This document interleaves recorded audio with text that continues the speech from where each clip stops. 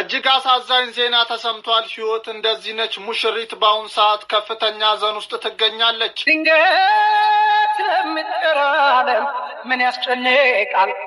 ከምሽቱ የተሰማው እጅግ ልብ ሰባሪ የሆነ የሐዘን መረጃ ብዙዎችን አስደንግጧል።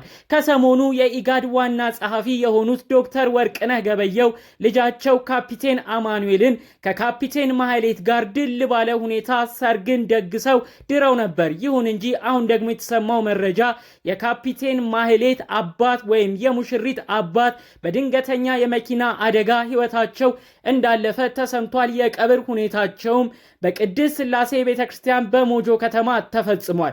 ብዙዎች በሁኔታው ተደናግጠዋል። እንዲህ ሲሉም ተደምጠዋል። ለካ የሰው ልጅ የዛሬን ነው እንጂ የነቀን አያቅም፣ ሰው ማለት ከንቱም ሲሉ ተሰምተዋል።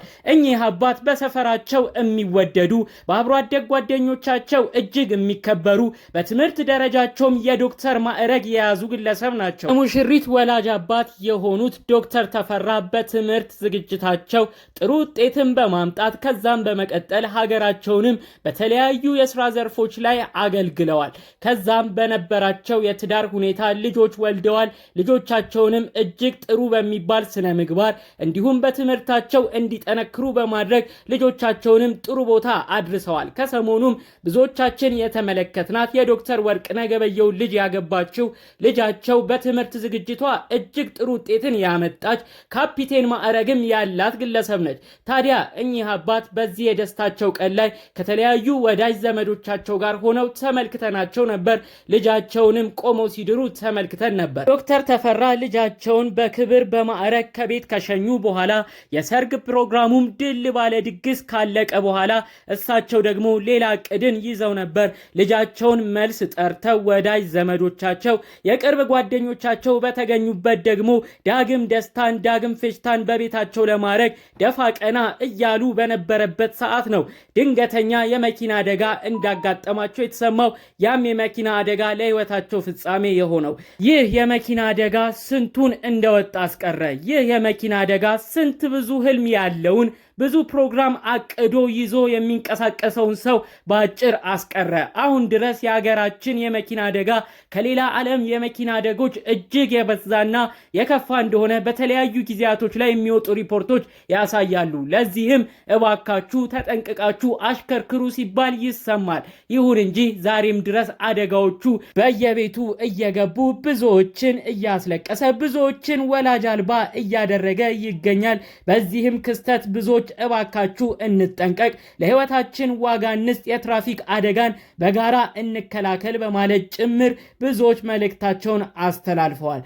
በዚህ ድንገተኛ የመኪና አደጋ አባቷን ያጣችው ካፒቴን ማህሌት እጅግ የተሰበረ ስሜት ውስጥ እንደምትገኝም አንዳንድ መረጃዎች ያሳያሉ።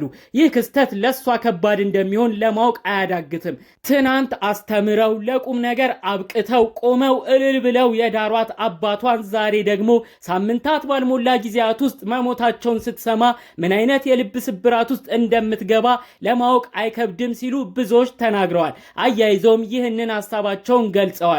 ሙሽሪት ካፒቴን ፈጣሪ አምላክ ካንቺ ጋር ይሁን፣ መጽናናቱንም ፈጣሪ ያድልሽ። ይህ የፈጣሪ ፍቃድ ሆኖ መሞታቸው እውን ከሆነ እንኳንም የደስታሽ ቀን ቆመው ዳሩሽ፣ በዚህ ልትጽናኝ ይገባል በማለት ጭምር ሙሽሪትን ሲያጽናኗት የተመለከትናቸው ግለሰቦችም ነበሩ። ጠቅለል ባለመልኩ ካፒቴኖቹ ከሰሞኑ የነበራቸው የሰርግ ፕሮግራም የሰርግ ድባብ በአንዴ ወደ ሐዘን ተቀይሯል። እነዚህ ካፒቴኖች የልጅ አዋቂ በሚባል ደረጃ እጅግ በብዙ ሰዎች ዘንድ የሚያስመሰግናቸውን ሌላም ስራ የሰሩትን በውስጥ ተልኮልኛል። ይኸውም የተለያዩ የሰርግ ፕሮግራማቸውን በተለያዩ አዳራሾች መልሳቸውን በተለያዩ ቅንጡ መናፈሻዎች ውስጥ ይደረግ እንጂ እነዚህ ጥንዶች ከበጎ አድራጎት ድርጅቶች ጋር ደግሞ በመነጋገር ከተቸገሩ ወገኖቻችን ጋር በመሆን የሰርግ በዓላቸውንም ያከበሩበት ፎቶና ቪዲዮም ተለቋል። ይኸውም በወንድም ካሊድ ፋውንዴሽን በመገኘት ከተቸገሩ ወገኖቻችን ጋርም በመሆን